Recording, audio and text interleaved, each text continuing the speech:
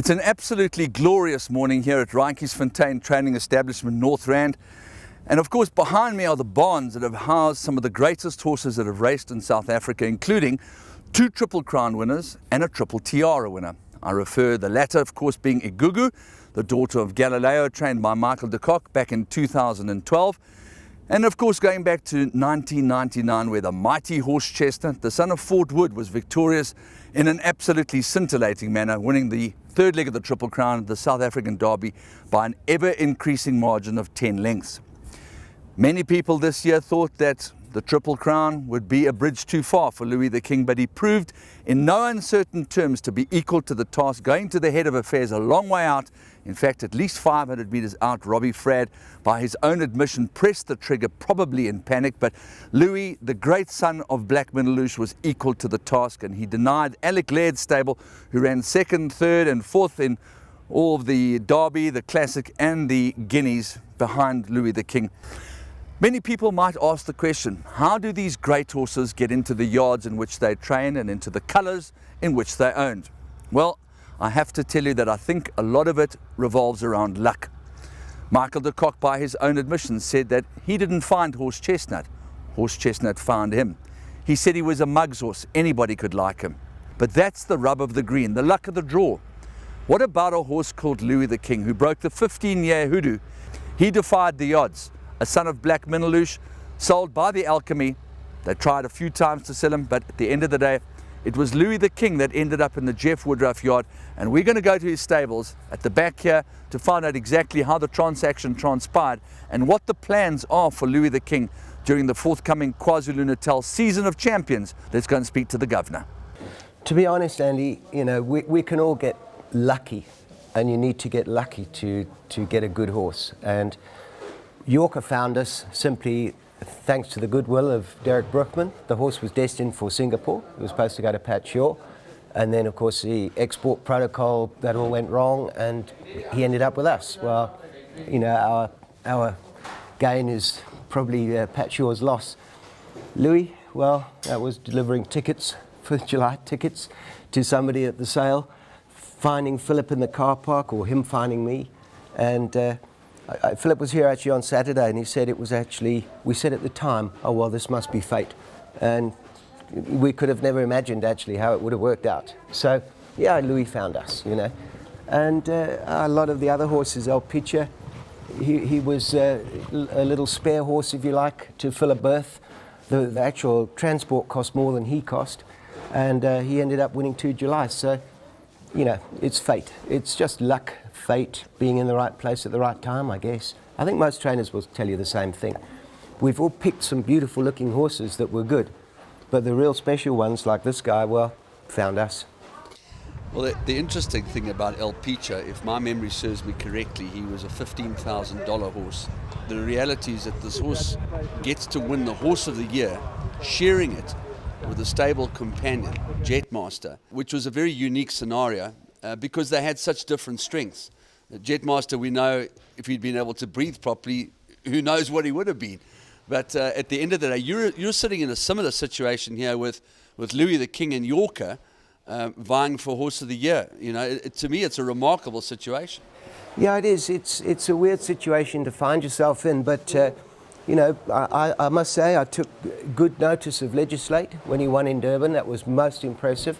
And well, I read that Jonathan Snaith thinks that the Cape form is stronger than the Joburg form. Well, I wish they'd come up here and found out, but so we'll have to take him on, possibly, you know, under difficult circumstances. It'll be his first run at Greyville, and you know, maybe he's suited to the track, maybe he's not. I mean, we sincerely hope he is, but I don't think anybody can sort of make any predictions right now as to the best 3-year-old around, or even the best older horse, although I do think that Yorker's right up there.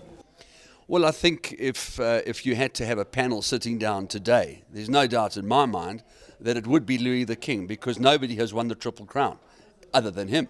Legislate has won the Derby, he's won the Guineas, which is a Group 2, so on paper, you're still way ahead of him. The reality is that Legislate's going to be on the climb. You are probably going to be reserving something for the Vodacom Durban July. Yeah, we'll have to. I kind of, take all these races as they come. He's obviously had an easier time of it since the Derby. When I say let him down, I mean we've just softened the work a bit. He's had vaccines. He's going to have to go into the daily news pretty much on ability and well-being rather than total fitness, if you like. Yeah. We won't have chance to bring him back here. I've tried that before. I did it with Badger's Drift. Didn't work. He won the daily news very comfortably. And then 5 weeks later, absolutely failed dismally in the July. We brought him back here. I think it's just too much travelling for a 3-year-old. Yes. So I've spoken with Dennis Bosch. We'll keep him down at Clearwood, and just hope that the 5 weeks gap from the daily news to the July, and we can use a July gallop as well as a part of his training. Sure. I just hope that's going to give him time to acclimatise, come well, and be Louis the King come July Day. And similar sort of path with Yorker, except he'll run a week later in the Rising Sun, the Gold Challenge. Yep. And then we'll just see how we're placed. I think the main thing is keep them well.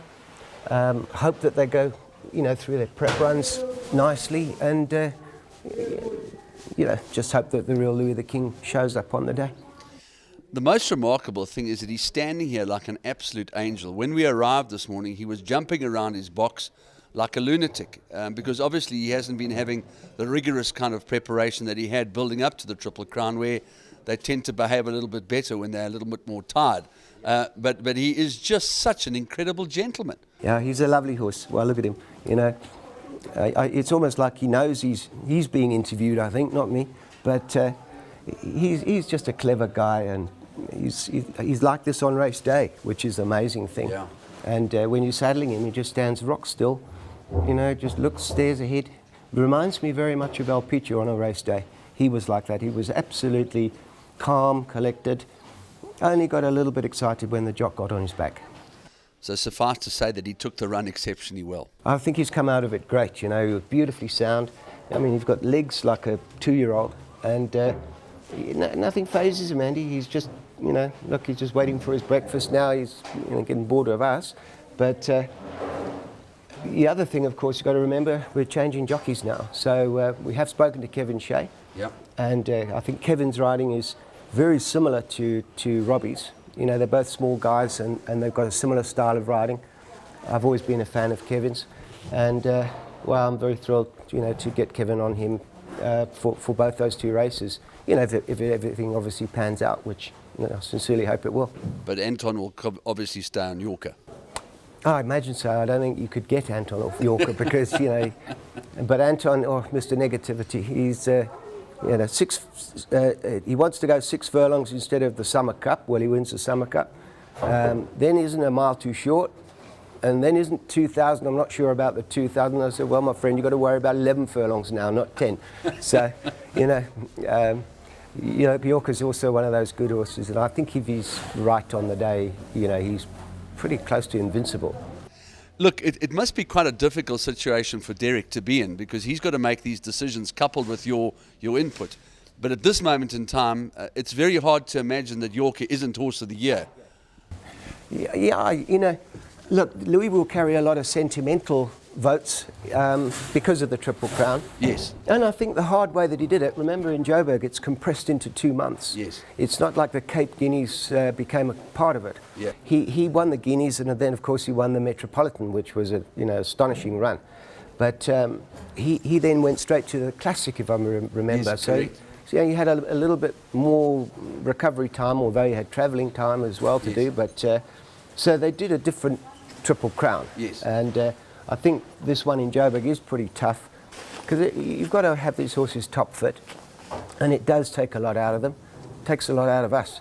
I think we were all getting a bit tense towards towards the Derby, but once you won the Classic, you think, oh well, it really is on now, and everybody gets a little bit tense. But not him; he was fine with it. But having said that, I mean, your horse like Yorker has won the Sansui Summer Cup, albeit a handicap. He's then run second in the J&B Met.